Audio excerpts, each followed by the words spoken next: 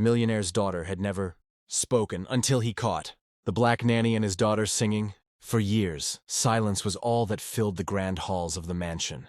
The little girl, daughter of one of the wealthiest men in the city, had never spoken a single word since birth. Countless doctors, therapies, and endless attempts to reach her voice had failed. But on that day, everything changed. The father, returning unexpectedly, froze in place when he heard a sound he thought he'd never hear: his daughter's voice. She wasn't just speaking, she was singing. And the one by her side, guiding her melody, was the black nanny he had underestimated and overlooked. Set up 4.5 min, 233 and 50 words.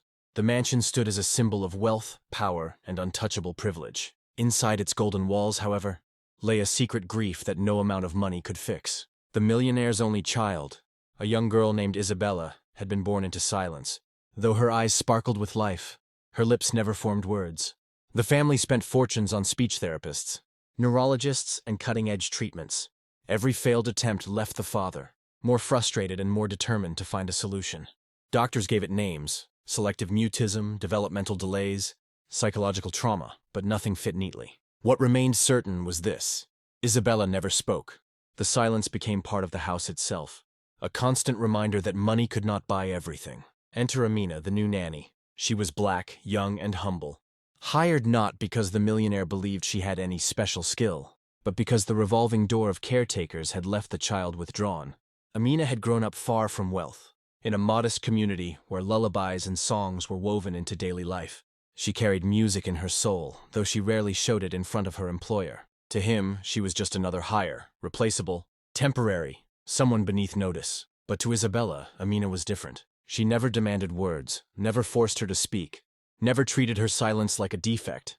Instead, she hummed while brushing her hair, sang softly while tidying the room, and filled the air with melodies that carried warmth. Slowly, the child who had always turned inward began to listen. Something invisible was shifting. What the millionaire could not see was that the silence he had tried to conquer with money was cracking, not with medicine, but with music. Day after day, Amina continued her quiet rituals. In the morning, while the mansion bustled with staff, she would sit by Isabella's bedside and hum songs from her childhood. At first, Isabella only watched, her wide eyes following the sound like a curious bird. Soon, her tiny hands would tap against the blanket, keeping rhythm. Amina noticed the change but didn't rush it. She believed trust could not be forced. It had to be earned. So she made music the backdrop of everything, folding laundry, serving snacks, even sweeping the floor of Isabella's playroom. Each note carried reassurance: you are safe, you are loved, you are free to be yourself. The staff whispered about it. Some mocked Amina for wasting time singing to a child who would never respond. Others shook their heads, saying the millionaire would fire her if he thought she wasn't doing real work. But Amina ignored the whispers. She wasn't there for their approval. She was there for Isabella. Weeks turned into months, and something extraordinary began to happen. Isabella's silence no longer felt heavy. Instead, she began making small sounds, little hums that mirrored Amina's tunes. One evening, while coloring, she quietly mimicked a note. It was faint, fragile, but unmistakably hers.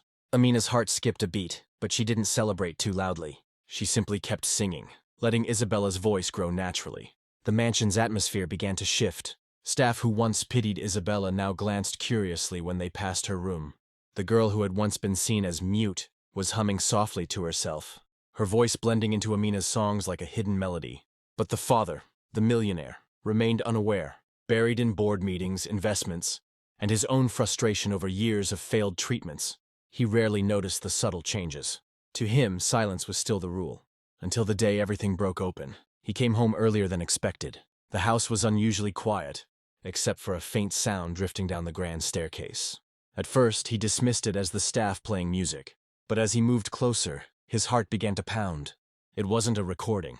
It wasn't the staff. It was his daughter's voice. He froze at the doorway. There, in the playroom, Isabella stood beside Amina. Her tiny lips moved with certainty, carrying a tune that filled the air. It was not just speaking, it was singing. Amina knelt beside her, guiding the rhythm, their voices weaving together in harmony. The father's entire world collapsed in that moment. For years he had poured money into experts, yet here was the breakthrough, born not of wealth, but of love, patience, and music. His daughter's first words were not clinical commands or rehearsed therapy lines.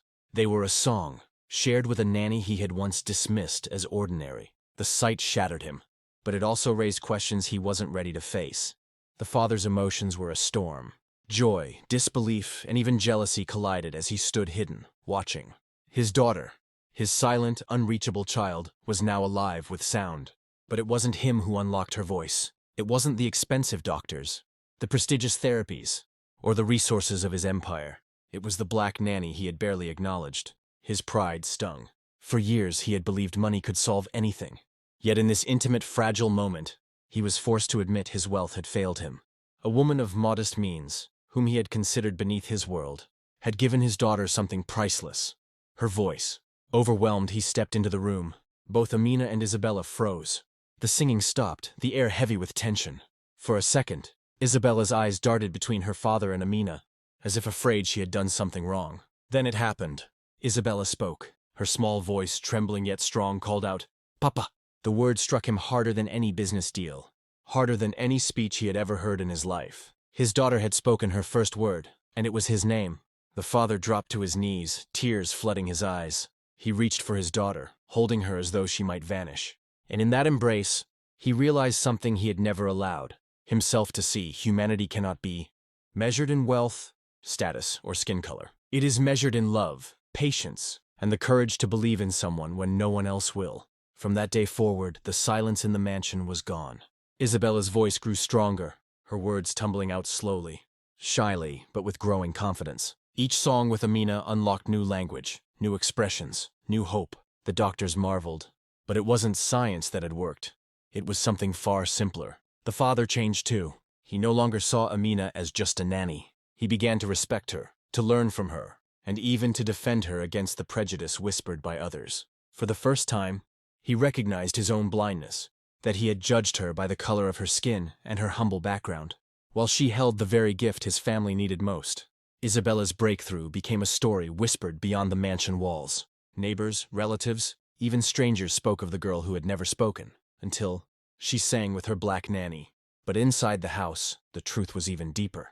It wasn't just a child finding her voice. It was a father discovering his own humanity. The mansion, once cold and silent, now echoed with laughter, music, and conversations. Amina's songs were no longer background noise. They were the heartbeat of the home. And Isabella, once defined by what she could not do, was now celebrated for every word, every note, every sound. In the end, the father asked himself a question that stayed with him forever. How many voices go unheard? Not because they cannot speak, but because we refuse to listen?